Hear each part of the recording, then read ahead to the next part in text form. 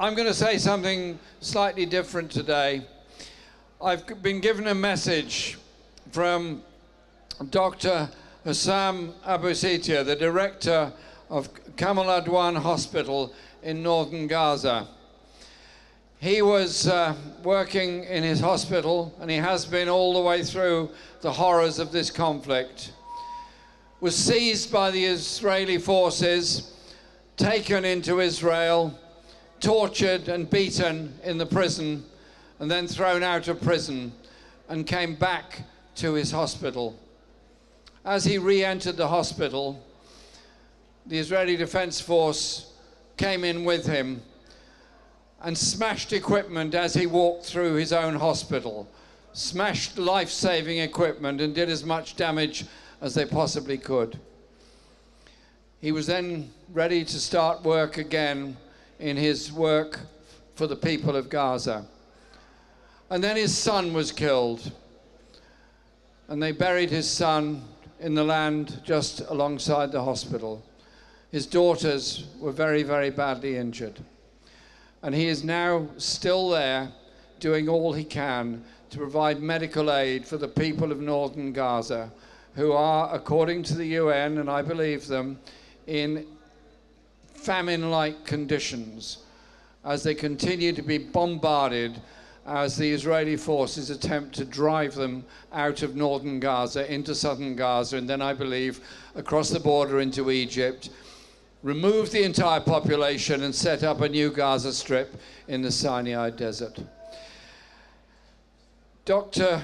Husam has asked that this message be read out, and I've been given it today by Palestinian medics working in the health service in Britain and doing all they can to support their colleagues in Palestine. So can we just have a round of applause for all the Palestinian medics? And all the work they do in the most impossible circumstances one can ever imagine. The message reads like this: the truth is, this is a war of extermination. There are no longer any laws. In fact, all their laws are imaginary. Our medical humanitarian mission is continually being attacked and destroyed in plain sight for the whole world, and not a single voice has spoken out. This is not including the humiliation and arbitrary detention and persecution of healthcare workers. They are hitting us with everything and on all fronts just for the sake of the politics of destruction. There are no tools or resources for us to protect and to serve, because what has happened yesterday and the day before that, and what will continue to happen is that this entity will continue to do what it wants, because no one is standing up for humanitarianism and the human rights of civilians. The targeting of our healthcare system is purposeful and relentless in order to make us submit and to tell the world that we wanted to surrender. However, they don't realize that we would die here in order to continue to serve our medical duty.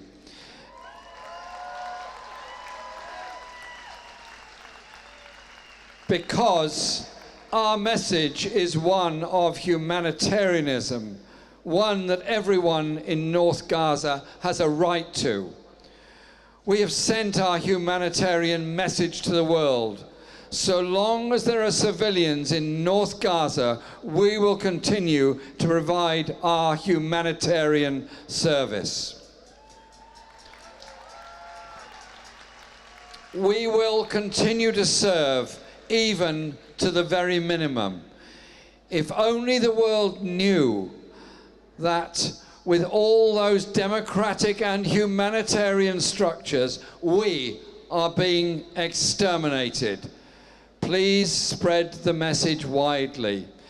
Before I conclude, In the last few days, our civilians have been calling us, along with their children, from under the rubble.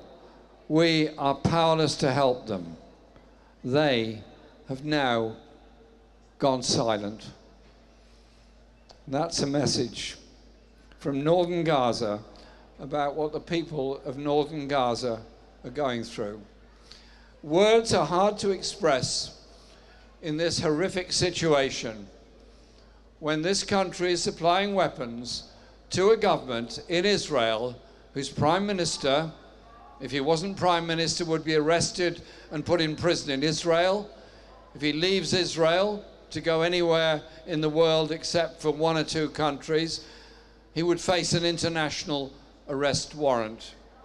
And I say to our government, if you knowingly supply weapons of mass destruction to a government headed by somebody who's wanted for international war crimes, it could well be that the long arm of the international war crimes issue will extend to you as well. And so it is time for us to say quite clearly, we will end that arms supply.